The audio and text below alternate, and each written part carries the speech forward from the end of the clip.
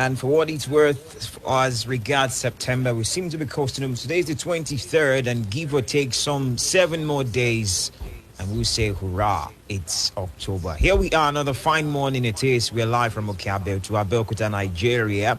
This is your favorite dial, Splash 106.7 FM, the Integrity Station.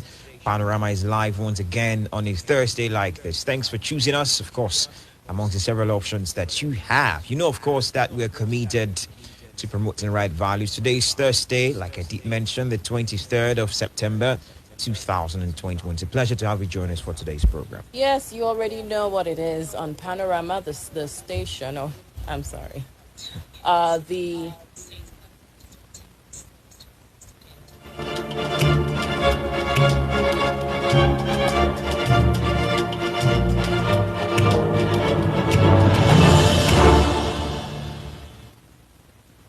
All right, you're welcome back. And as we were saying, Panorama is segmented into two. The first being the issue of the day. And today it's going to be centered on cholera outbreak and other health matters in Ogun State. This segment is going to run from now until about 5 minutes to 9 a.m., where we go on our commercials break. And then when we return, the second segment, which is from the pages, a little part where we breeze through the stories from the dailies, is going to commence.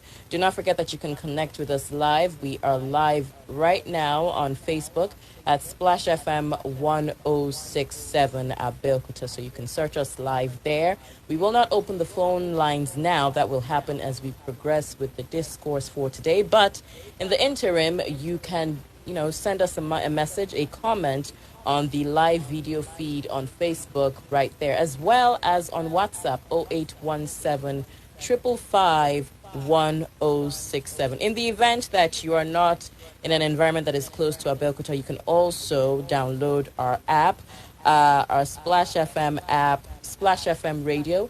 It is data friendly, it is user friendly, or Radio Garden. You can also connect with us via Radio Garden. Search for Splash FM Abeokuta and we will pop up. So, we were almost going to forget. No, we're not going to forget. I am Odera Otaru. And I am Benga Faye. We were almost going to forget. You know the song we listened to? The song we listened to before we came in? It says, "You're all liars." Don't be a liar. I disagree. I'm owning up and saying I was not going to forget. Okay, well, in the case that that is true, let's just do the honors again. I am Odera Otaru. And I am Benga Faye. We'll proceed straight away with the issue of the day. To stay with us.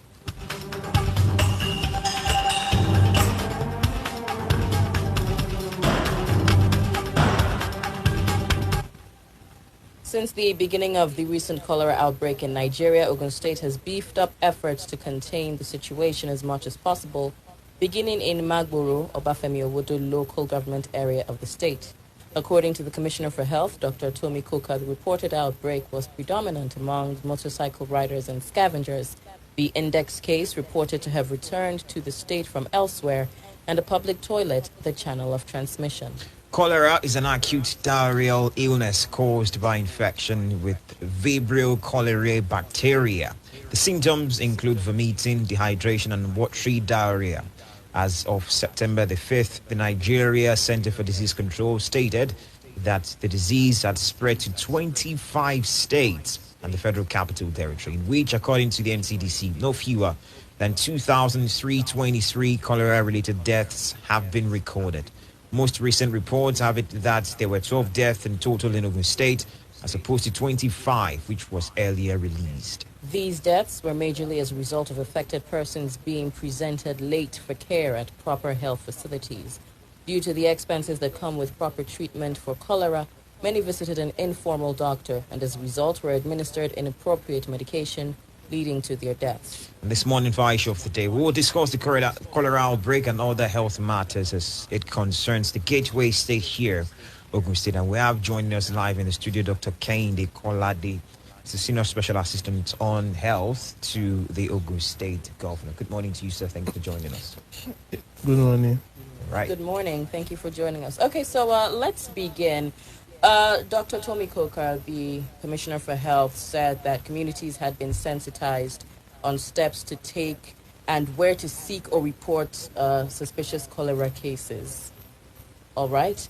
Now, that is good. She also said that traditional rulers in the area had been engaged for their support in keeping their communities safe.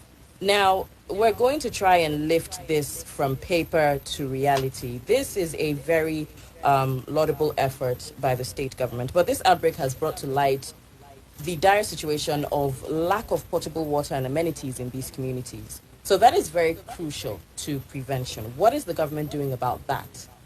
Thank you very much, and thank you, our listeners. I particularly want to appreciate the station for giving us this opportunity and platform to also share steps and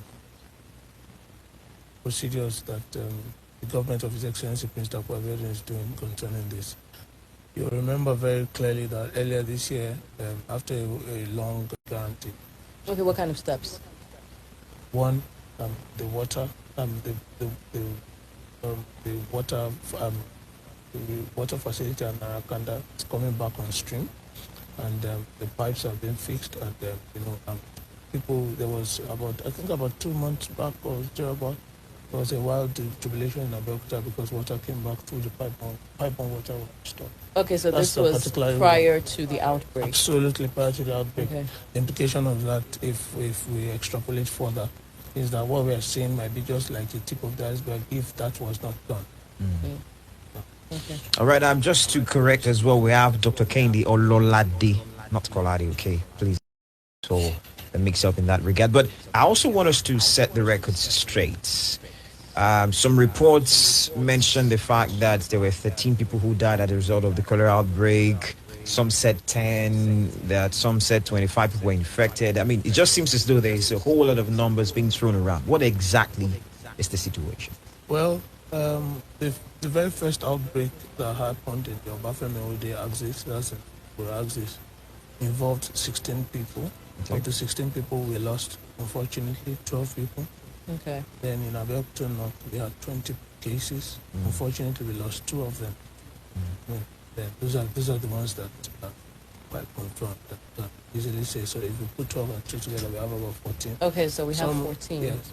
And we have about 25 new cases. Of the 25 new cases, we are still 6 have been confirmed. Okay. So so it's an ongoing process. That's one of the reasons why the numbers that might be released at a particular time, just like in other disease outbreaks, we can realize that they can be unfolding and they can be either increasing and all that. So as we are getting more confirmed cases, some are confirmed prior to death, some are confirmed even from post-mortem. So in that regard, be able. So if, as of now, those are the particular numbers. Okay, it seems as though there is also the issue of transmission. I mean, for what it's worth, people move freely from one location to another, which could endanger the efforts of the state government to curtail this. So what exactly is being put in place to forestall such occurrence? Well, there's something we have in the health sector that's called the disease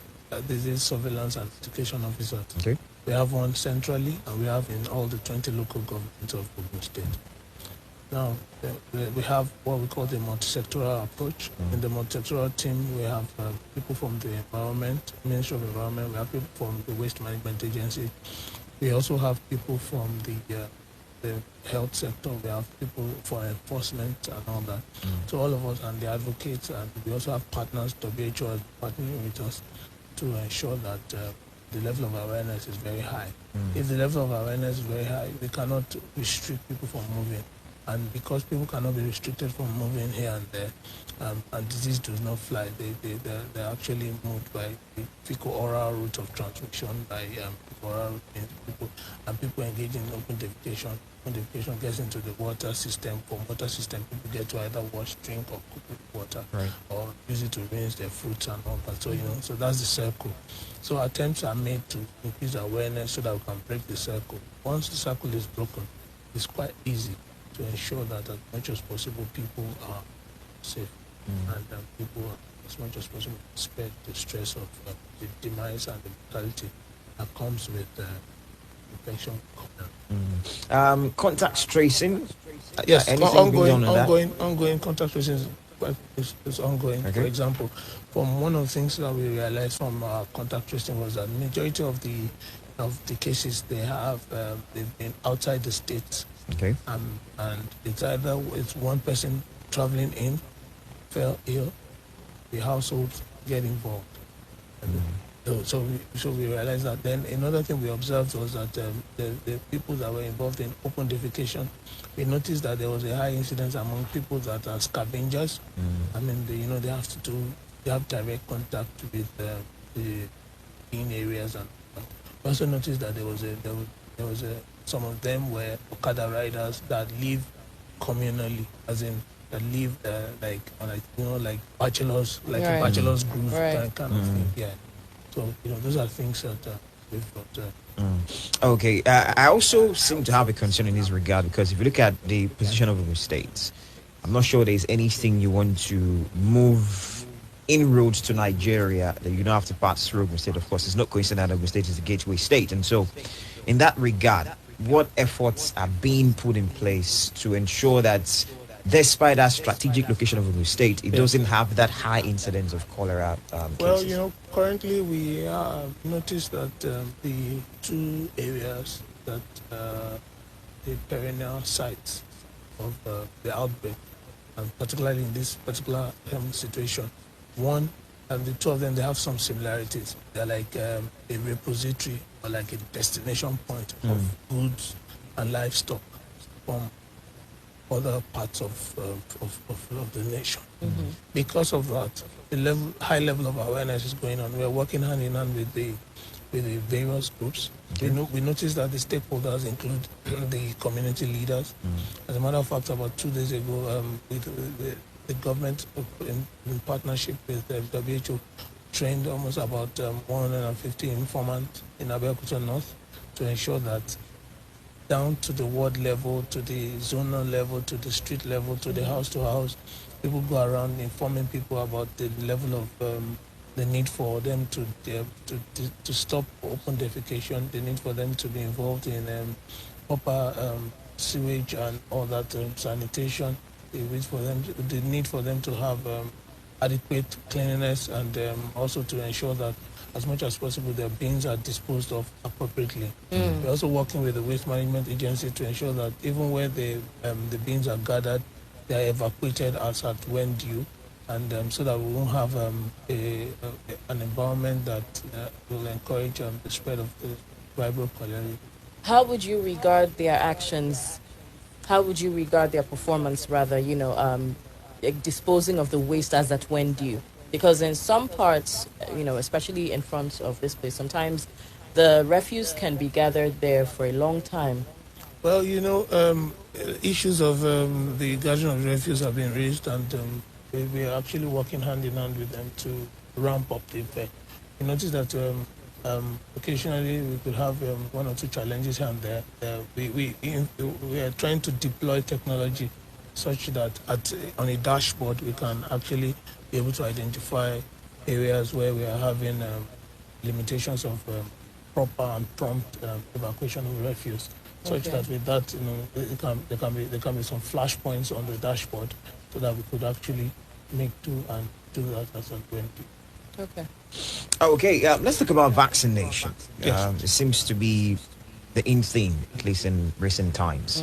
And one of the major controversy of sorts has been some certain states who want to make it mandatory of sorts for people to get vaccinated. Is the Ogun State government contemplating this? When you say vaccination, vaccination is Coronavirus vaccination. Oh, okay. Now to coronavirus. Well, His Excellency Prince Abeokuta is one of those that believe that people can be trusted. People are very responsible, such that one of the things we did in the state was that even when other states were on absolute lockdown, His Excellency, because of our peculiar nature, gave us a situation where we had 1 day off, 1 day on, That's right. 1 day off, 1 day on. So you can be rest assured that in the state there's a human face to the approach of governance. There's a human face to the decisions. Even when when the sledgehammer is hit federally, we still make appeals to ensure that people are adequately. So what we are doing right now is that we are ramping up the extent of our awareness, encouraging our people. And I want to appreciate Splash FM for this medium to ensure that people also they go and obtain their vaccine, such that we won't get to a time where we are going to use enforcement. We realize that when you make it a mandatory thing, I mean, people will do it out of compulsion. But when people are inspired, when people are explained to, when people understand the benefits and the need why that should be done, it goes a long way. And they themselves, they will not just become somebody that will just take the vaccine. They will become an ambassador. They'll become. I've seen people that have been ardent, I'm not going to take the vaccine, suddenly become, well, I think we should. I mean, when am I going to take mine? And, I'm trying to convince my friends. So, so what we're trying to do is a situation where, as a gateway state, as you know, we have peculiarity and we have first in so many things. Because of that, even in this advocacy, we deploy a situation that we use advocacy and not force.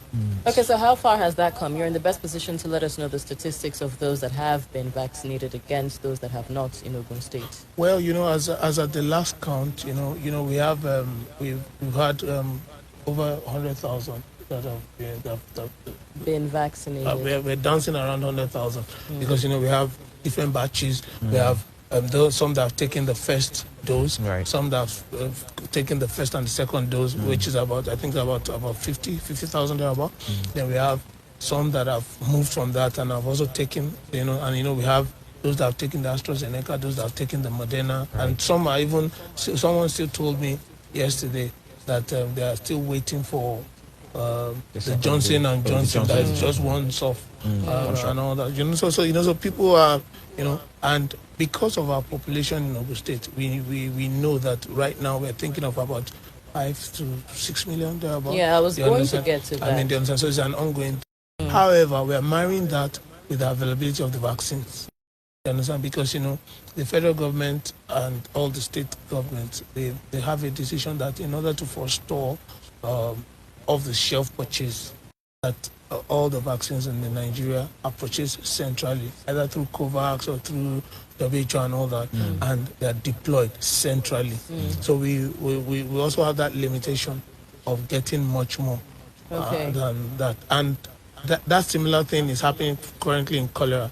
In cholera right now, because of the outbreak nationally, 3 states, as of yesterday, have been given the mandate. The 3 top states of level of incidence have been given the vaccines to be able to deploy for cholera itself. Whereas we just have very few and all that. We're still waiting and hoping that considerations will get to us. Okay, well, almost 100,000 out of a population of about 3.75 million people in Ogun State. That's less than 5% of the state that has been vaccinated. In the event that you are able to procure more vaccines more easily, and the people are not still as forthcoming, I'm going back to Benga's question, is there going to come a time where the state government is going to make it mandatory? Ogun State, we're a very enlightened population. And because we are very enlightened, we have so many people that are educated, so many people that are very religious. We have mega churches in our state, we have mega mosques, we have the largest number of universities in the nation in Ogun State. So because of that, we're still going to deploy those our strengths.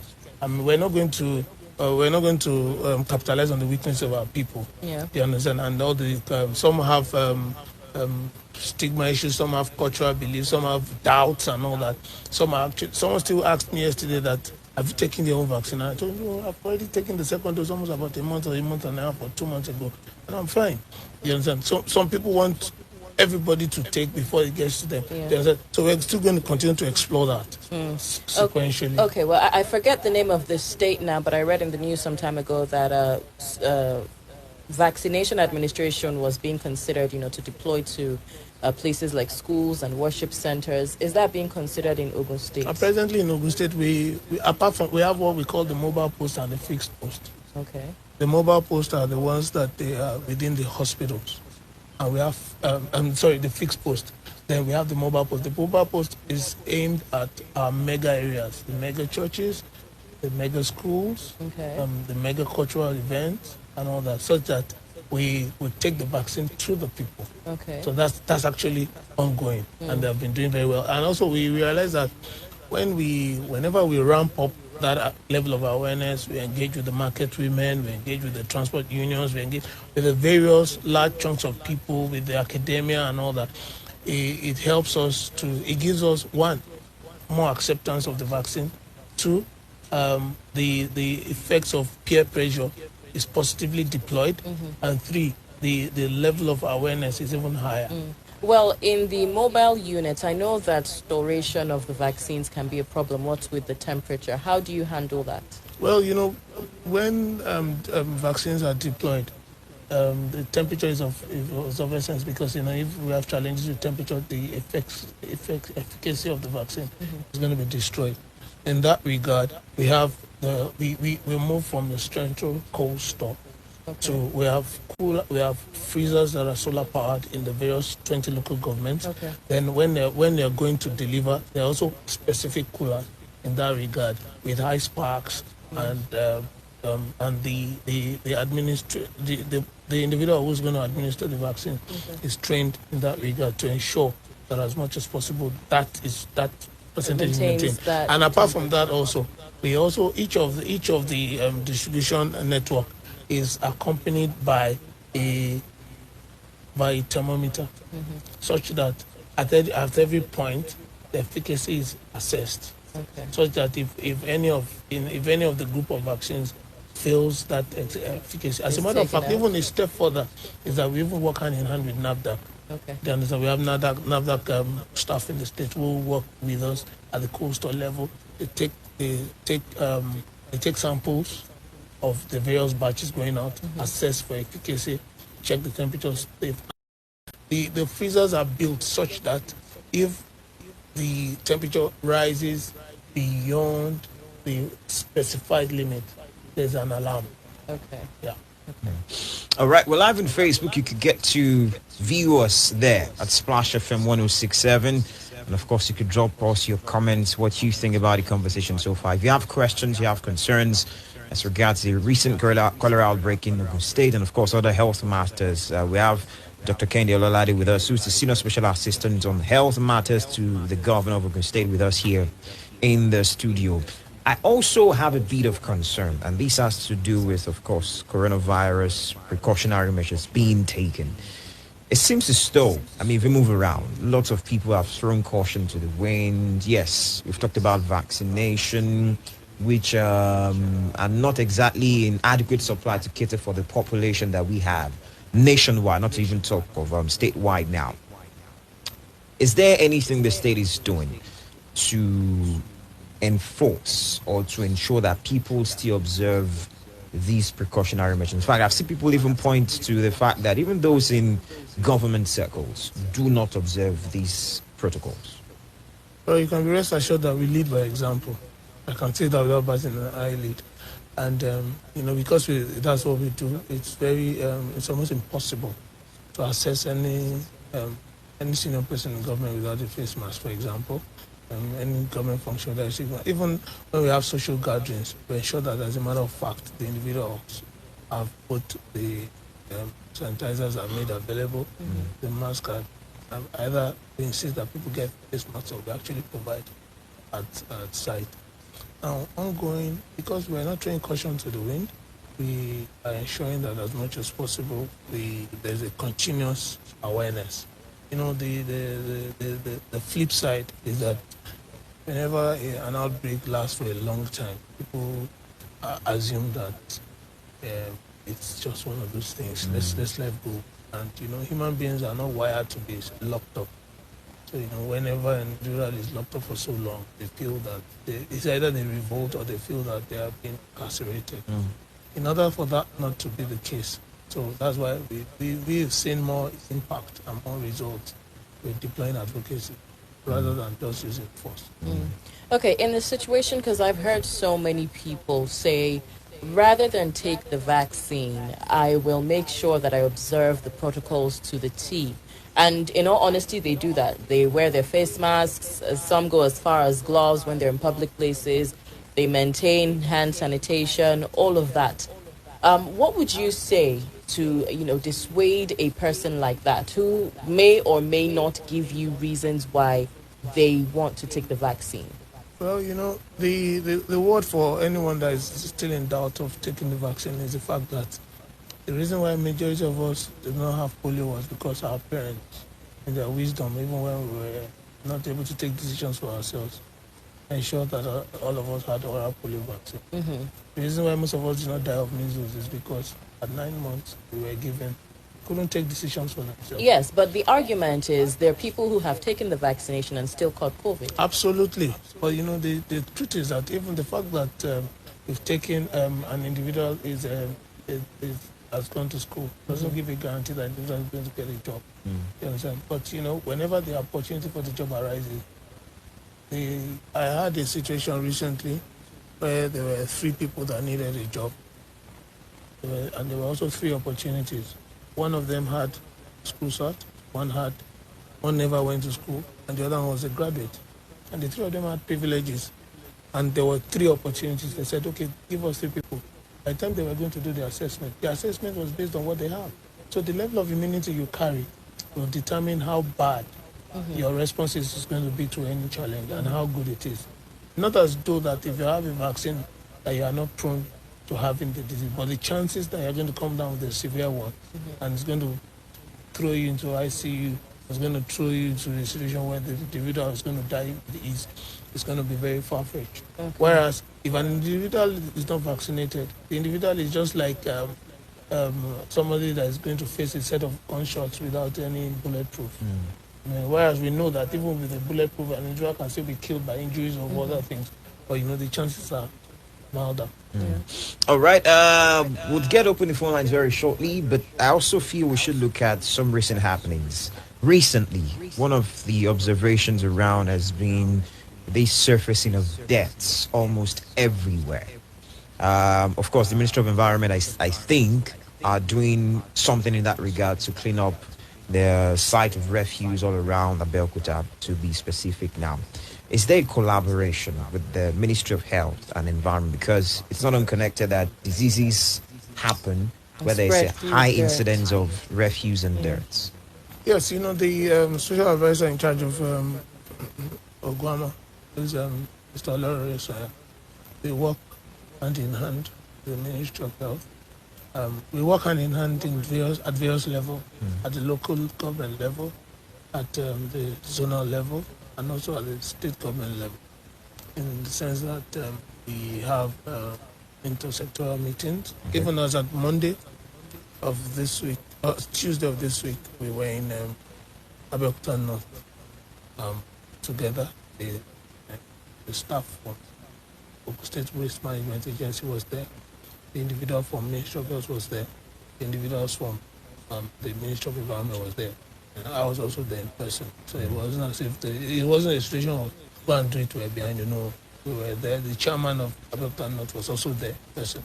So, we are having this, we realize that when we have a multi-sectoral approach, I mean, the effects and when there are challenges, they're easily fixed. I mean, because right on the table there, if anything that has to do with health is sorted, anything that has to do with the environment is sorted, and anything that has to do with waste management is also sorted. I mean, okay, how about we hear from you now? You can get a call us on 0817 444 1067, 0704 400 1067, as well as 0817 555 1067. Again, 0704 400 1067, 0817 444 1067, and 0817 555 1067. We also have a WhatsApp line, which is the same as 0817 555 1067. We have with us in the studio Dr. KEHINDE OLOLADE, who is the Senior Special Assistant on Health Matters to the Governor of the state. While we await your calls, we have some comments on Facebook. Let's take them now. Oduwale Darisashon says, good morning all.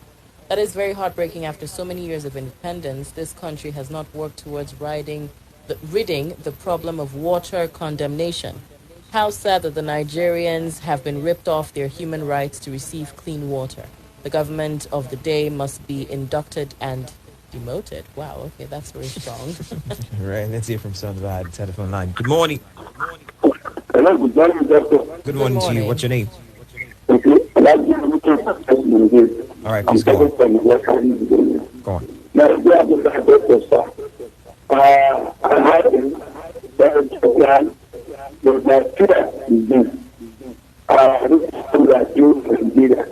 They have that approach to the issue. I want to continue. What happened in Sabra and this in the other area? It is strange. We have the structure for it, but they are not working. This is the structure of the local government problem. We are not working. And there are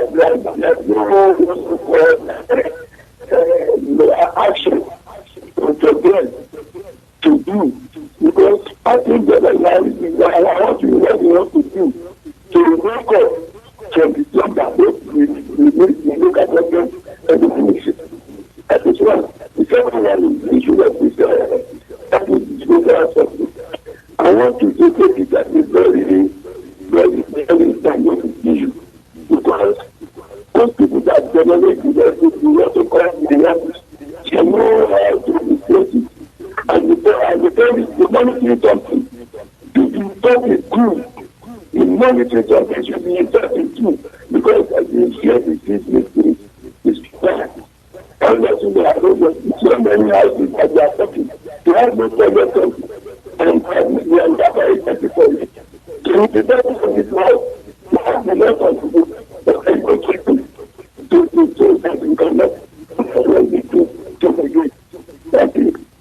Thank you very much, Alhaji Omitope, for talking to us. Let's see if we can take more calls so Dr. Kehinde can just answer all of your concerns at a go. 0817 444 1067. We'll have another caller now. Good morning. No? Hello, good morning.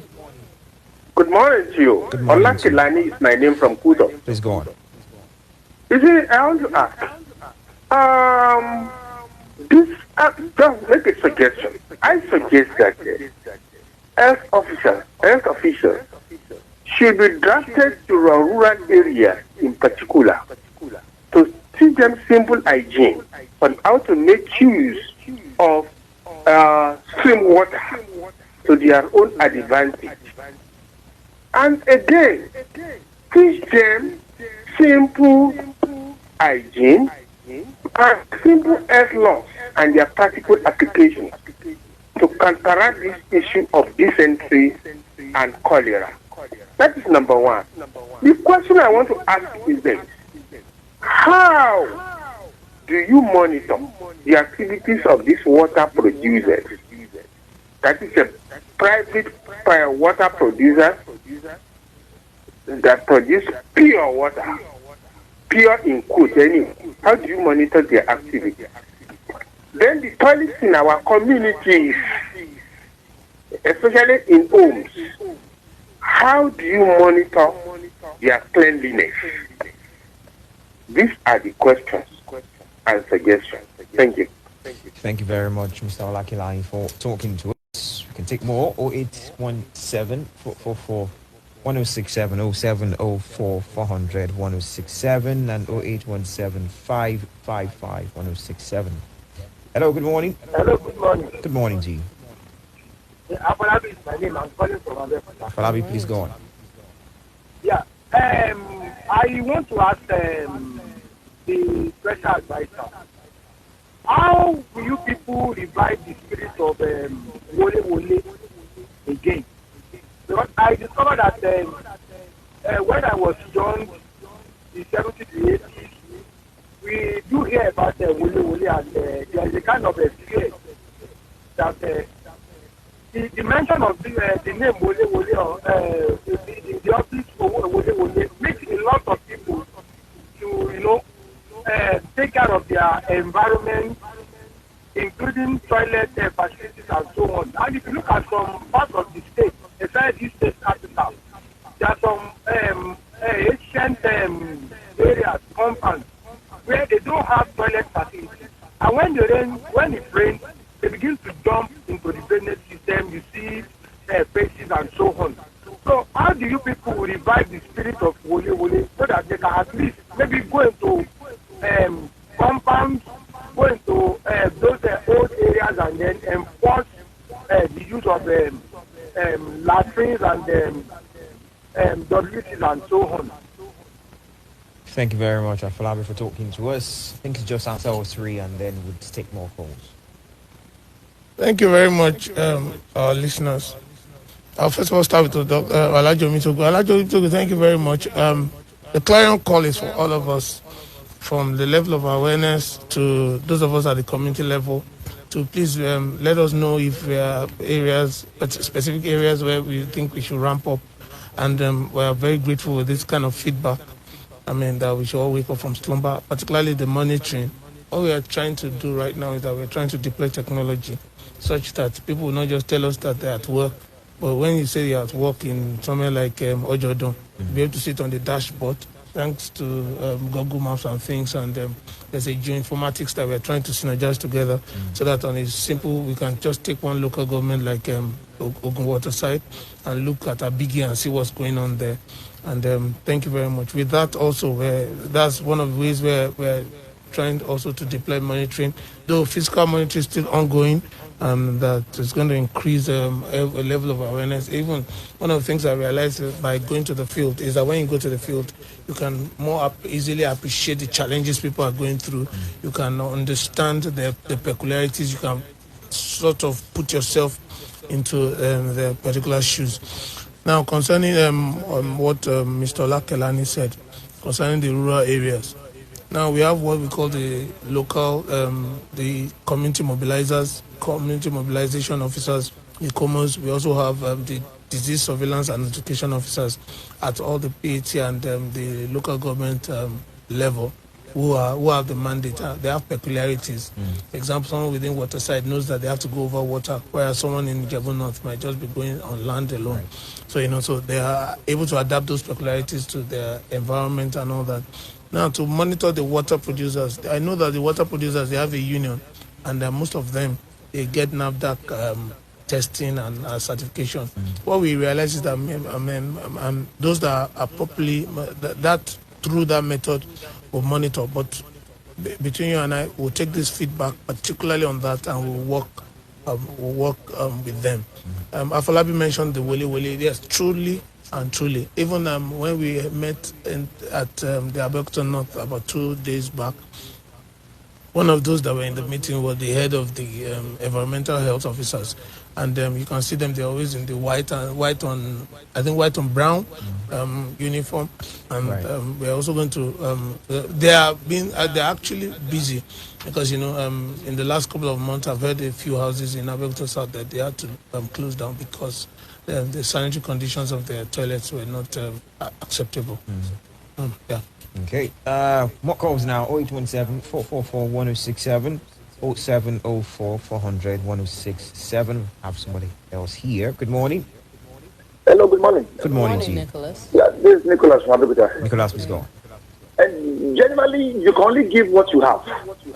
So I'm assuming that the SA before appointment was involved in health as a human being in society.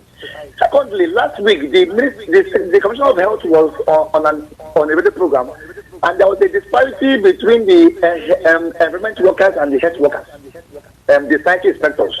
We cannot divorce the environment from the health. We cannot divorce the environment. Once the environment is messed, the health will be messed. So the Ministry of Environment and the Ministry of Health, they are not enemies. In fact, they should be Siamese twins. Our illiterate grandparents knew the part of the river they would do their stuff, and the part they would take clean water. They knew the part of the farm that was meant to be messed up, and the part that was meant to be preserved. Now we have graduates in the Ministry of Health and the Ministry of Environment. No, everybody knows that the underground water in this town is messed. And the communities surrounding the water bodies in this town, it's messed. So we don't use sorcerers who are taking the oath to preserve our health care to fix things, because they are the ones who have been paid with taxpayers' money. The former Commissioner of Environment, they said to him, the trucks were everywhere in town, taking our waste dumps. A man who is pressed does not look for good toilets. I was telling you last week, a WC that does not have good water supply we cause problem, whether in Splash FM or in Okemoson. Our grandparents knew that when they use their standard, they will burn it after a week. A well-ventilated pit toilet is still better than a WC that is not supplied with water. We need potable water. Yes, it might not be pure, but there's a degree of purity. In chemistry, there's not that is pure, but there's a degree of purity. So the SA, I believe he was into the health sector as a private individual. Please take this advice to your boss. Have a nice day. Thank you very much, Nicholas, for talking to us. Let's see if we have another caller. 0704 400 1067 and 0817 444 1067. In the meantime, let's take this other comment from Oduole Dari Sesson. Says, where can we get COVID-19 vaccines now in the state? I have a friend that wants to get this vaccine. Went to all health centers at Abeokuta. They said it's finished, and we have to wait until another 2 weeks. So I believe that's a question for you. Should I? Two questions together? Yes. Okay. Now let me start with the last questions. The last question. If a batch of vaccines have been exhausted,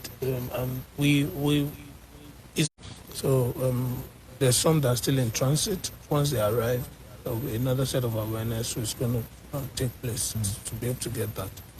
And also, the question I want to ask the individual is that, is it for first batch or second batch? Okay. You understand? Because, in order to increase the space, we're actually restricting those that are taking second batch to wait for those in transit, where we are using the available vaccines for those who are not taken at all, so that it's better for us to have half than for us to have a lot of people, so we can quickly reach the level of herd immunity. Then concerning what Nicholas was mentioning, even those of us that were medical doctors, nobody was born as a doctor. So, we all went to learn certain learning. As a matter of fact, even coming here this morning, I've learned. So, that has made between the health sector and the environmental sector.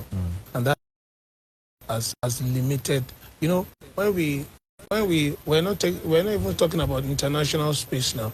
Within the Nigerian space, when we compare what's going on in Ogun State with what's going on in other states, we will appreciate the impact of that handshake. But the truth is that we all love to be utopian, where we can have a very perfect system and all that. But in cases where we are not yet able to get to that particular point, but it's an ongoing work.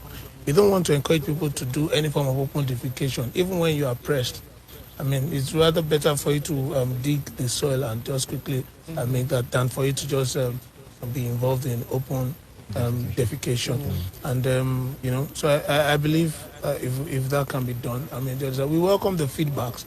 They're also going to point us to areas where we're not doing too well, and so that we can be able to make progress. All right, you mentioned that going into the field really opens you up to what the communities are going through. Absolutely. Now, aside from that, what other communication channels have been set up between the communities and the government? Aside instances like this where you call in, where listeners can get to call in and question the officials.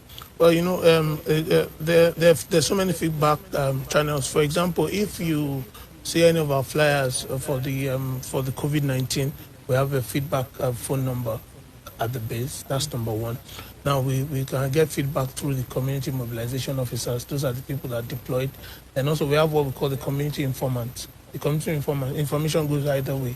It goes to them from what we want to give them, also gets us feedback. That's also another channel. Another one is through the environmental health officers, and the community health officers as well, and the community health extension workers as well. And also, we also get feedback from the religious leaders, from the cultural leaders, the traditional leaders, and all that, so that as much as possible, there's an interface. Those are on that side. Then also we have what we call the hub and spoke approach. The hub and spoke approach involves health centers, from primary health centers surround the general hospital, secondary center, secondary health facilities, including the general hospital, such that as much as possible there's some sort of synergy. I mean, things that happen in the community get to the primary health care center, which is the closest to the community, or even sometimes we interface with the CDAs, such that the CDAs and the community leaders are able to directly or via the local government. Also, we also have interactions with the local government chairman. I mean, like on Tuesday, I was still with the Abeokuta North local government chairman, and we also get interface. They have a whole lot of structure there. They have the councillors, they have the supervisors, they have the organs, they have so many staff, such that that's another approach. Another one is through the social media. I mean, they understand. As a matter of fact, the social media gives us a very rapid response and feedback mechanism, such that if there's anything that's going on in any area, we'll pick it up with a lot of ease. Okay. For example, Iberekodo market that was locked, it was because we got feedback that the market was in a very precarious situation and debt was all over. And as a matter of fact, one of the reasons why we went to Abeokuta North was that we noticed that there's certain markets within the Abeokuta North local government that had high population of people. Because of the high population, the more we have people, the more we have waste. The more we have waste, the more there should be a ramp up and there should be a challenge of people, of those that want to evacuate it. All right. Well, speaking of markets, there's this comment here. The markets in Kuto, Lafenwa, Iberekodo, and Omida need good toilets with water supply, and this should extend to all markets in other senatorial zones. That is coming from Nicholas. Okay, good morning. Is there any channel people can report in case of uncertainty? That's KEHINDE Gabriel from Abeokuta. I believe you can answer this question in a few minutes. We have to... Now, let me start with the last one. The uncertainty, they have the 112, which is the emergency number. If you call 112, you talk to the emergency desk, and they'll be able to direct you further direct appropriately. Then concerning the water, majority of the markets have pipe-on water. Okay. I mean, they have functional toilets and all that. You understand? Though we might not have, there might be one or two that might be that still need a lot of improvement. But I had an interaction, I had a meeting with all the market leaders across the state, and I made specific requests. Where should we put a borehole? And they told me that virtually none of them have borehole. Okay. Yeah. All right. We have to wrap up this segment of the show. We have had Dr. KEHINDE OLOLADE, the Senior Special Assistant on Health Matters to the Governor of the State, with us here in the studio. Thank you very much for coming through this one. We appreciate it a great deal. Thank you. You're welcome. Thank you. All right. Stay tuned for the second swing, which will kick off at exactly 9 o'clock. Some adverts will precede that. Stay with us. Don't dare touch that dial. It's Splash, your integrity station. Foodco is here again. Foodco is here again. Everybody's happy. La la la la la. What is making you so excited? Foodco is opening its 14th store in Abeokuta at OLOLADE Social Center on the 8th of October. Who is Foodco? Foodco is your one-stop shopping mart where you can shop, eat, and play at the same time. They have a supermarket where you can have your groceries, toiletries, household appliances, and every of your daily needs at amazing prices. They also have a restaurant where you can get sumptuous meals and play at the same time. Wow! In this Abeokuta. That's not all. They also have a games arcade where you can enjoy indoor and arcade games like virtual reality games, snooker, air hockey, PS5, and many more. Can't wait for Friday, 8th of October to rush to OLOLADE Social Center to have the Foodco experience. Foodco is here again. Foodco is here again. Everybody's happy. La la la la la. ìgbọ̀ tún rèé lọ́nà tún fáwọn àgbẹ̀ oníjà àmọ́dún èyí ló mú iléeṣẹ́ ABR Agro Investment Nigeria Limited ní bẹ́ẹ̀ bá ti bá wọn ná yálà ilé oko àpèsè ọ̀bádà ìdíẹ̀mẹ́ tàbí orílẹ̀ ìlúgùn tẹ́ bá ti ra plọ̀tì mẹ́ta ẹ láǹfààní láti gba ìdajì sí i lórí 30,000 naira per plot bẹ́ẹ̀ náà sì tẹ́ bá ti ra éèkà kan ẹ gbòdìdì lẹ̀ plọ̀tì kan lé lórí ilé oko alábàtà pẹ̀lú òṣìṣẹ́lẹ̀ náà plọ̀tì mẹ́ta tẹ́ bá rà lórí 40,000 naira per plot ẹ láǹfààní sí ìdajì plọ̀tì lórí lòun náà bẹ́ẹ̀ bá sì ra éèkà kan náà pẹ̀lú ẹ ti gba odidi plọ̀tì kan lé lórí àǹfààní péréte lè yìí tí yóò parí ní ọgbọ̀n ọjọ́ oṣù kẹsàn-án tá a wà yìí. ẹ máa bọ̀ ní 39 NTA Road Ọgbẹ̀ Abeokuta Ogun State 08033706236 08033706236 ABR Agro and Investment Nigeria Limited ọ̀rẹ́ àgbẹ̀ tó mọ táwọn àgbẹ̀ fẹ́ láti jèrè gọbọi. Adédiwúrà Àṣàbí ni orúkọ mi. Èmi ni àkọ́bí ọmọ fún ìdílé Adélọ́rọ̀. Oyinwọnúọlá ni orúkọ tí èmi ń jẹ́. Èmi ni ọkùnrin tí ó wà láàrin ẹ̀gbọ́n mi obìnrin àti Oyindàmọ́lá àbúrò mi obìnrin. Ọ̀gbẹ́ni Àlàbí Adélọ́rọ̀ ni mí. Èmi gan ni olórí ìdílé wa. Digbí ni ọkàn mi balẹ̀ torí ohun gbogbo tí ìdílé mi fẹ́ fi ṣọdún bíi ìrẹsì, màálù, ògúnfe, òróró, tọ́kí àti bẹ́ẹ̀ bẹ́ẹ̀ lọ. Bí ọdún bá ti kù ọ̀sẹ̀ kan nílé iṣẹ́ ABL máa gbé gbogbo àwọn nǹkan tí mo fẹ́ fi ṣọdún yìí fún mi. Ọkọ tèmi nìkan ọ̀rẹ́ tòótọ́ kan ṣoṣo fún àwọn ọmọ wa. Àṣeyọrí wa yìí ṣeé ṣe nípa fífi 2,500 pamọ́ fún àwọn ọmọ wa. Èmi náà fi 5,000 naira pamọ́ nínú owó oṣù mi. Ọkọ mi náà fi 10,000 naira pamọ́ nínú èrè okòwò rẹ̀. Tó bá jẹ́ ti ìdílé Adélọ́rọ̀ pẹ̀lú ìrànlọ́wọ́ ilé iṣẹ́ ABL. Ọdún Kérésìmesì àti ọdún tuntun máa dùn yùngbàyùngbà lọ́dọ̀ tiwa. Ilé-iṣẹ́ ABL wà ní nọ́mbà 47 Purple House Ìtòkú Road Ìtàmọ́rì Junction Abeokuta Ogun State. Ẹ pè 09026577587.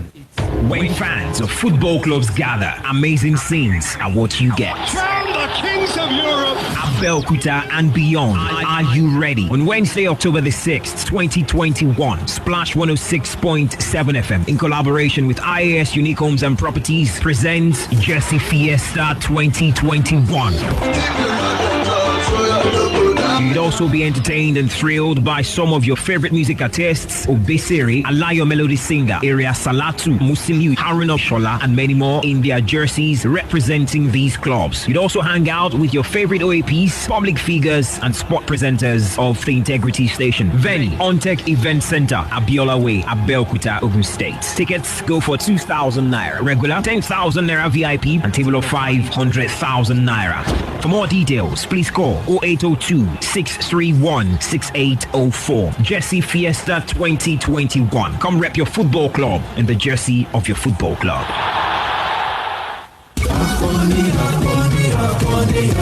Àlàáfíà lóògùn ọ̀rọ̀ lójú lọ́kọ̀lẹ̀ wùrọ̀ ti rùn egbògi tá a pè é rẹ̀ Sharpman Bitter egbògi tí wọ́n fi omi ṣe èyí tọkùnrin àtobìnrin lè lò Sharpman Bitter ṣetán tí yóò já gbogbo jẹ̀gẹ̀jẹ̀gẹ̀ ara dànù lọ́gán lára bá yá yágíyágí Sharpman Bitter kànàkànà máa já tòun pẹ̀lú àgbékalẹ̀ iléeṣẹ́ olúwalúọpẹ́ tradu medical center NAFDAC fòǹtẹ̀lù omi pọ́nbélé ni wọ́n fi ṣe ẹ̀dọ́ Sharpman Bitter lónìí láti kó lọ́pọ̀ yanturu ẹ lọ sí shop 33 ìsàlẹ̀gbẹ̀ shopping mall àti Jimlat complex Mọ́kọ́lá lálójúkọ Shalom hospital wọ́n sì wá alágbàtà káàkiri Nàìjíríà 081-7002-6620 081-7002-6620 Sharpman Bitter olúwalúọpẹ́ tradu medical center ló ń ṣe é.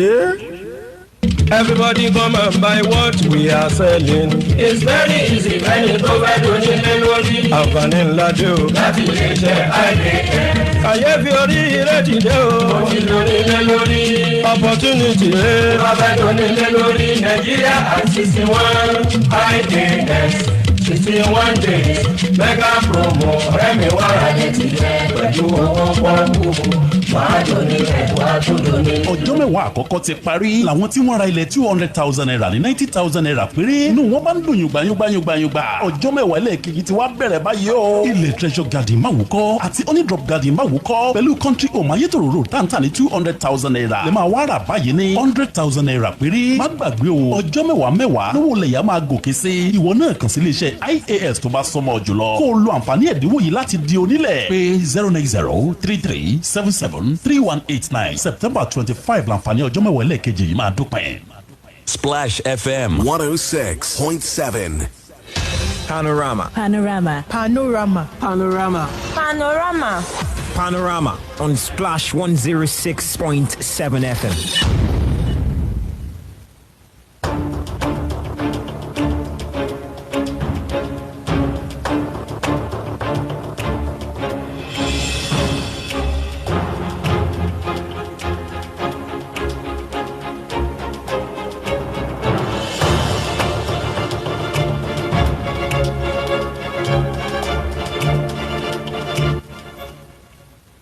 right, and thank you very much for staying with us. This is Panorama on the Integrity Station, Splash 106.7 FM, situated in Abeokuta, Nigeria. Thank you very much for staying with us. We have a comment, some sort of spillover from the issue of the day, so I'll just take that straight away. It's on Facebook from Zechariah Olubaya Taningbola, who says availability of COVID-19 vaccine is very necessary now, if truly we want to get rid of it. I went to Ituri Health Center twice, but I could not get it. Of course, the Senior Special Assistant on Health to the Governor, Dr. KEHINDE OLOLADE, mentioned that as it stands, the vaccines on ground are being used, or they are supposed to cater for those who have not been vaccinated at all. And so when the new batch arrives, then more vaccinations will be done. Really. Yeah. Right then, let's move on to the second segment of Face from the Pages. We have Eddie Aino joining us for this particular segment. Eddie, good morning to you. Thank you for joining us. Good morning, Benga. All right, here with me is the Punch. Good morning, Adela. Good morning. Here with me is the Punch.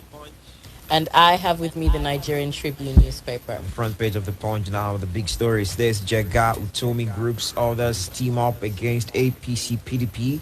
Unveil party October the 1st. There are two riders. The first one, PRP ADCLP, to form nucleus of new mega party plan convention. The second rider, 95 associations seek registration as political parties, multi-merge.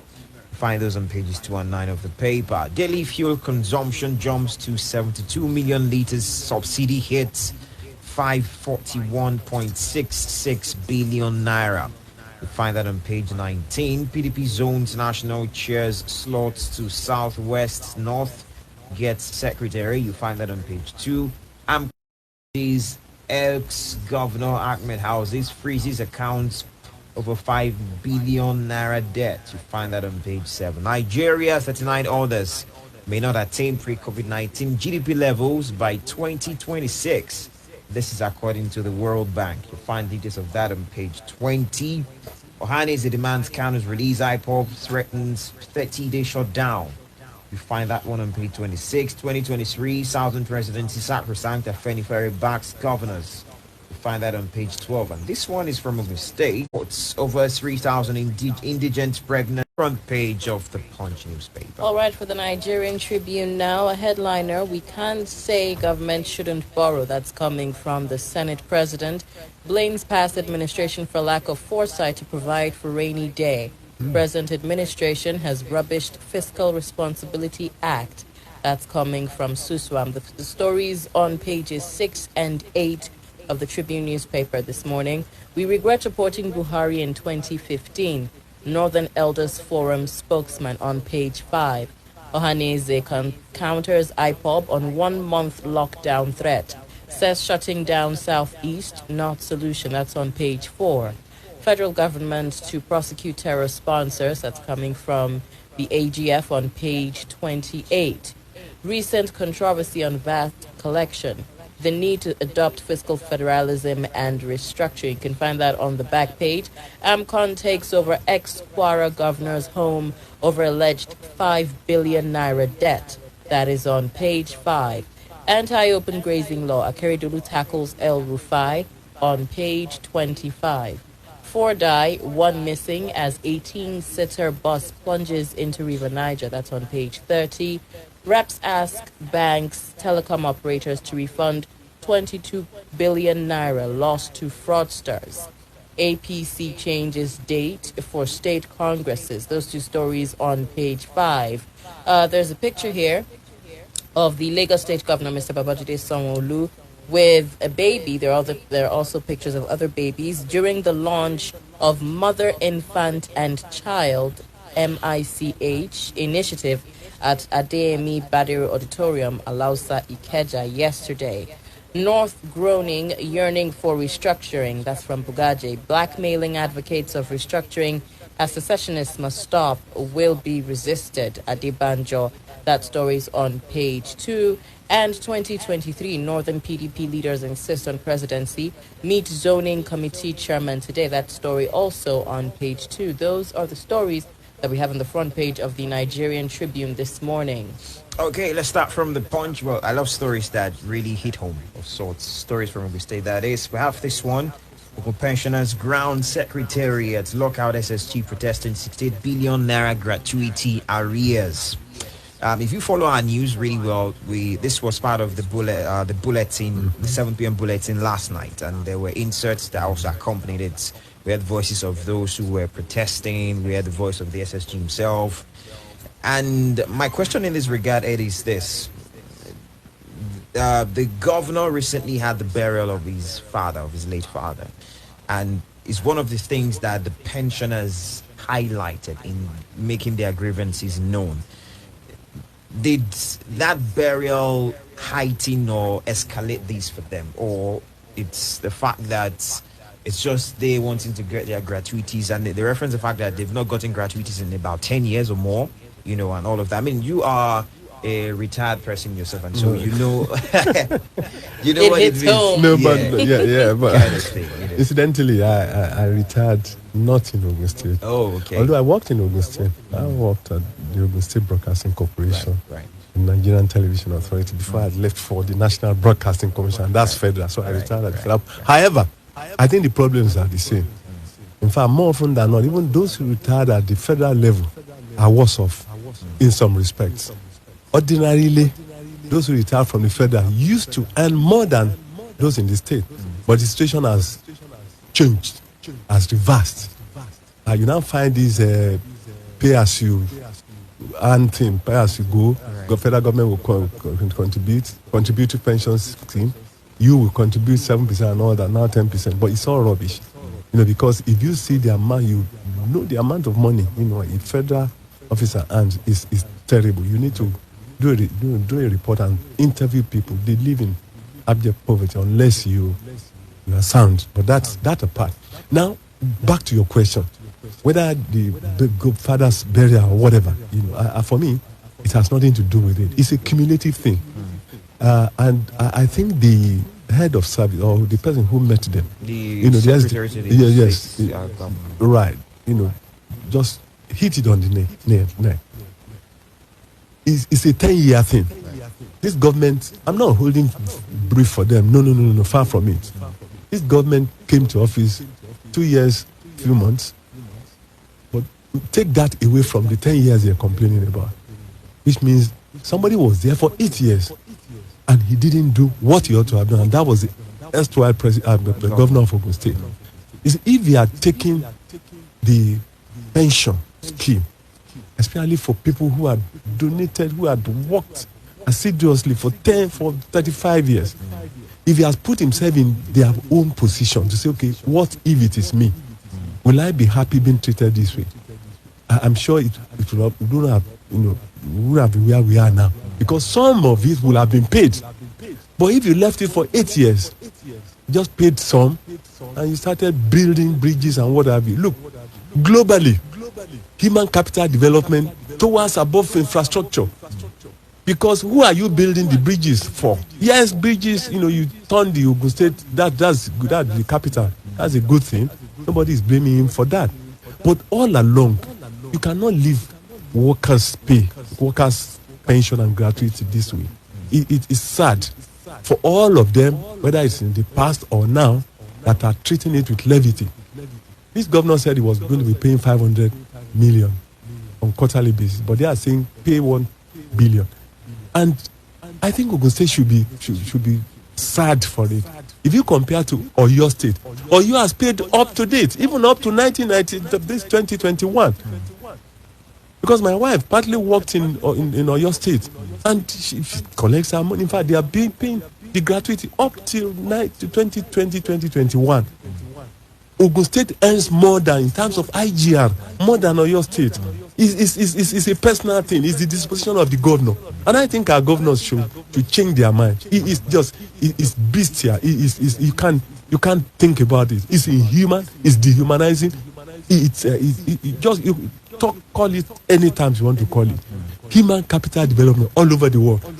At least I've been privileged to have visited so many countries. And I know you see each at the airport or even in hotels, you see these men and women with white hair pushing their on holidays on yearly basis. The ones here cannot holiday anywhere when you are not even eating in your own house. Yesterday, it's not even Ogun State alone. Yesterday in Abuja, the pensioners, police pensioners, the one man said that his children are not even eating. What kind of people are we? What kind of government are we having all over the place? When you deny people who cannot no longer work of their pension. Pension is sacrosanct. So whether it's the burial or whatever, it's not the burial for me. It's the attitude. If somebody was, it's the attitude. Your state man, Makinde, is saying, yes, my mom, had seen it before, and I want to ensure that pensioners take their pay, and they do on monthly basis. Even the gratuity is being paid up till 2020, 2021. I'm here in Ogun State. Some people retired in 2012. I don't want to be personal about it. Up till now, they have not taken anything. What kind of government are we running? It's inhuman. It's dehumanizing. It's depersonalizing. It's degrading. I think they should have a rating. We don't have to have people. So many of them. Each time they went for this they have this weekly and monthly meetings. Okay. Each time they went for that meeting, you see the list of people who have died. Some of them need money just for medication. They cannot have it. Some of them have projects, they cannot complete. Some of them still have children in school. I think look, take human capital development. It's all over the world. Those countries abroad, they appreciate human beings. Some of them some of Nigerians who retired, who worked abroad, their money is being paid here, as at and when due, from abroad. Despite the fact that they are not even resident there. I mean, it's terrible. It's terrible. With this grim picture now that you've painted, and the fact that there was someone who was at the helm of affairs for about 8 years and didn't do anything about it, can these pensioners have any hope, any ounce of hope whatsoever that they will get their gratuity paid if just 2 years into the current administration is what has made up the... Because money is coming in. It's only the priorities, that we give to all these roads in wherever it is, in Peru or Abeokuta or bridges or wherever. Bridges, human beings will apply bridges. I mean, once people, you want them dead, it is human capital development. We are governors, they can still get paid, provided there is an intervention. And I would expect the federal government, to intervene, because at a point in time, you see, that has been the attitude. When PMB came in, plus or minus is, the attitude, or his governance style. He was the one that bailed out the airways, gave them money. In fact, so many agencies, the railways, people who retired there, he bailed them out. He bailed out people who were in these telecommunications, the former, these people who were in charge of phones or whatever. Who were what's the name again? Not NCC. No, Nitel, my dear. Right. So he bailed them out, gave them billions of naira, because they were not paid. Imagine the airways that are just being paid now. You can they liquidated it around 1980 something, and human beings are not eating in 1980s. In fact, a governor went to the extent of even saying they have children to take care of them. Ridiculous. Where is it done? So now I will expect my children to take care, to take wholly and solely everything that I have to do after I've retired. Why did I work in 3 places? Why did I work for government?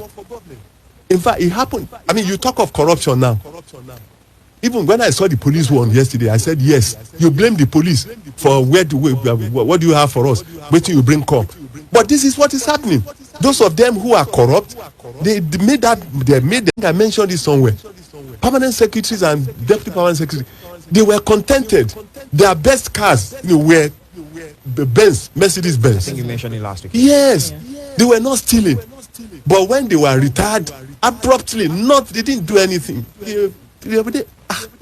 So some of them made up their mind, if it is like this, when somebody retired and he had to go and manage in a friend's house, because he didn't prepare for it.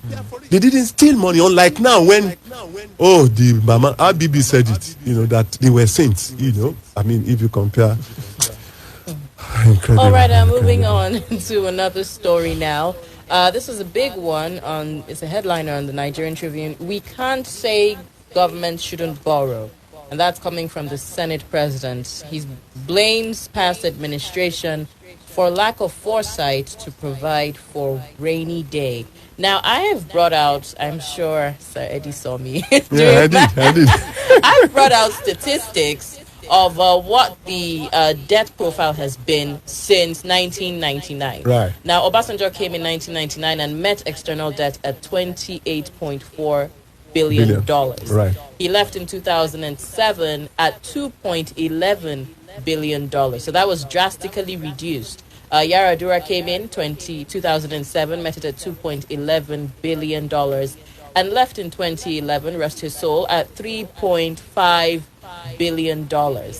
For Jonathan, he came in at 2011, $3.5 billion, and as at 2014, it had risen by, a bit to $6.45 billion. Now, this new administration under President Muhammad Buhari came in 2015 and met it at $7.35 billion. As at 2020, it has risen to $28.57 billion. That is over. Yeah. That's over 300%. Yeah, increase. Right. So, what exactly does the government mean when they are blaming past administration? You see, that is incredible. Well, the blame we can give past administrations generally is to do a comparative analysis between us and those countries that have oil. Take Saudi Arabia. They have sovereign investment all over Europe. So if anything happens, they have something to fall back on. In Nigeria, it's inside the constitution that all monies into the federation account must be shared. Does it make any sense? And it's still there. In fact, at a point in time, the governors forum under Amici went to court. They took the federal government to court to say, okay, there is a money they are keeping. That what the law says is that we should share it. And even when Okonjo-Iweala was around, she realized the fact that this take all, eat all, divide all and distribute all will not help the country in times of need. Then she brought this idea of sovereign saving. They rejected, they opposed it, the governors forum opposed it. But Obasanjo, you know him, he insisted and saved, I think, $1 billion or so. That is the only thing we were able to say because of the attitude of our leaders. So they didn't, he's blaming them then, yes. But going by your analysis, between that time and to date, can you blame those who have left office? No. Because when you are occupying an office, you have taken all the liabilities, and the assets. So don't blame. Bygone is a continuity. It's something continual. Yeah, it's supposed to be. There is a continuum. So giving of burdens, from one person to the other. So it's not right to blame them. But the blame goes to all our administrations to date. Why? You cannot save money if you share money at will. That's number one. Then you cannot make an economy to be dependent on a monocrop, monoproduct, and that's oil. What has happened to Abeokuta? Sadly, even the Abeokuta that has been abandoned, there was a report yesterday that billions of dollars were spent on Abeokuta that's producing nothing. And without Abeokuta, you can't manufacture cars, you can't sell anything. Just mention it. Everything manufacturing depends on it. That's number one. Even our agriculture, we didn't depend because this money was coming in, especially during the Gulf crisis. Money, in fact, it went up as far as $120, $140. And so we forgot. We were just jamboreeing all over the place.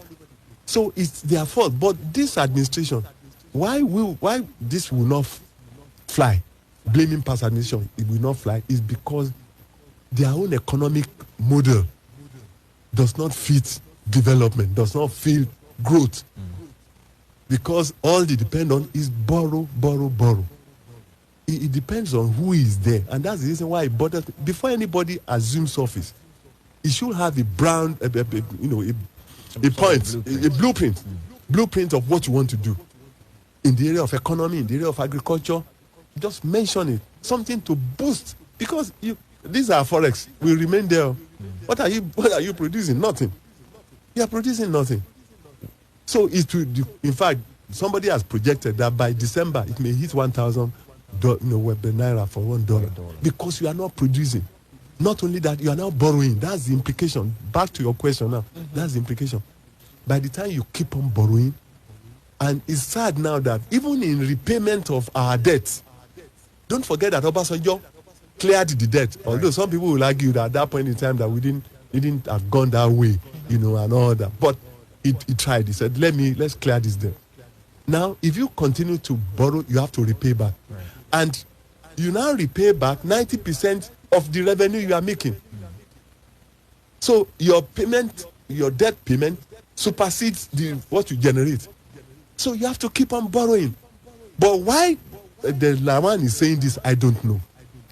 A legislature is supposed to assist the executive to have a balanced economy, to correct them at any point. You can't take Saraki, something you can't take away from him. There were monies that the federal government wanted to borrow at that point in time, Saraki, but so Saraki said no. Because although they were, some people believe that the 8th Advent Assembly was a bit unfriendly. But it's assisted the country. Now, this assembly, the 9th Assembly, is pliable. They have said it's subservient, that whatever the president brings will give. And it's going to run the economy down. I don't know how we are going to do it. In fact, at a point in time, we will continue to borrow to pay. The Edo State Governor, Obaseki, said it, that they printed money, to pay salaries. So, although they denied it, but it's going to be sad if that's the way we are going. And let's watch it. We are telling Venezuela at the back. Don't forget that Venezuela is very strong. Oil production and what have you. But Venezuela today, the queue from your studio, to Yano Mortuary for bread, for toiletries. I think it's sad. We must put a check to it. All right, let's move on to another story. There's this one, the big one on the Punch. Jagao Tommy Group's others team up against APC. PDP unveiled party October the 1st. Well, the purported third force, if you may. Yeah. And the question in this regard is this coming a bit too late? Or do you think this will fly? Do they have any chances at the 2023 polls? Well, I believe it ought to have come before now. In fact, as soon as that election ended in 2019, another group ought to have come together, to say, okay, yes. Whatever be the case. Because they have seen PMB's 2015 to 2019. So that was enough to assess him. And that was enough for this egghead, to have come together to say, okay, let's do something. Because this group, the APC and the PDP, will fight you. Look at the Abdul Latif Ahmed, the former governor of Kwara State. Right. They've shown him, he has crossed the red line, and the AMCON, gave him. Sees the 5 billion debt. They gave him the sign yesterday. Where the problem has been there all along. So the APC and PDP, they know themselves. So all these guys in this group, it's a good thing that they are even coming out at all. But for me, back to your question, I think it's a bit late, but it's still good all the same because they now know that there is a third force somewhere. Obasanjo and Co did it, in 2019. It didn't work. ADC. Right. Yes, because of so many reasons. Don't forget that the people who are in power now, they have everything. They have the money. They have the machinery. They have everything in power to checkmate you. All they have to do, there are so many of them, all they have to do is go and look at your records and fly the thing, to you. But all they can do, if they are not going to set up another party, which I don't really, it may work, it may not work, depending on the attitude of Nigeria. What they should do really is to ensure, to educate Nigeria, to sensitize Nigerians. I recall when Reagan and in 1970, when Reagan was about to come in, the last debate, he said, fellow Americans, against Jimmy Carter, he said, the last 4 years of Jimmy Carter's administration, and he spoke last. look at yourself, look at your life. Has it benefited you? And that did the magic. He won the election palms down. Don't forget the Iran gate, Iran, rescue failure and all that, and so many other things. So it's possible for them to have gathered together to say, okay, sensitize the people on the ills of this administration. Is in quotes. Because what we consider as ill, what some people consider as ill, after all, in London, in America, there are some people who, demonstrated in favor of the president. So, but all you can do is to go from house to house. Forget about position. Don't forget it was position that disrupted the 2019 thing. The Mogalus of this world. I was going to come to that. Yes. Is there no danger of history repeating itself? It will repeat itself because unless you have people who are very patriotic, who are selfless, people who love this nation, and people who decide. It's not even position now. They say rescue Nigeria. Right. If you want to rescue Nigeria, you forget your own personal, selfish interest. Look at the bigger picture. How do we rescue Nigeria? Because if look in too many ways you want to look at it. If the North is saying we regretted, it's in the paper, so it's not me. I mean, it's one of the things that I felt we should also talk about. Okay, fine. Okay. Northern Elders Forum is saying. Okay, fine. That. So, which means you have so many things you can go from house to house. Nigerians are not totally illiterate. Yes. That means Nigerians, we can talk to each other from house to house. I bet you, there is this controversy as to whether the presidency should go to the north or to the south. I bet you, when it comes to that, we have a way of, especially southwest, and I guess the southeast too. Even in the south are coming together. But I bet you they will soon be infiltrated by people from APC and PDP. After all, you told me as an APC person, as Garaje and all the rest of them, they are there, So they belong to different parties. That will affect. And I bet APC is normal. They will infiltrate the party, and spy on them. All right, there's this story. Reps ask banks, telecom operators to refund 22 billion naira lost to fraudsters. Quick caption here. The House of Representatives on Wednesday directed domestic banks in the country to refund over 22 billion naira to customers whose accounts were hacked by fraudsters. The resolution was passed sequel to the adoption of the recommendations of the ad hoc committee which investigated the motion of the increasing incidence of banks bear responsibility for, their customers being frauded. I'm sure they will go to bank. This matter, we've not seen the end of it, because there is an extent to which a bank, can take responsibility. Because it was you that actually signed and you allowed yourself to be scammed. Yes. So I don't know. Looking at the fact that they send periodic updates and tell you, warn you, yes. Fraud. Even I received one, recently. They are saying, look, if anybody is asking you to tap something on your phone and all that, please don't do it because any link. Don't tap any link because eventually it will work against you. But by tapping that link, they can connect. They can connect your phone, connect your statistics and all that. So I don't think. I'm sure banks will contest that. Yeah, you can't. No. I don't see how it's going. Although in the past, I know under analog, some banks, if you gave a check to somebody, running to an amount they think you have to attest to it, they would call your attention to it and say, look, did you come to the bank, did you sign this check? I come and attest to it before we pay it.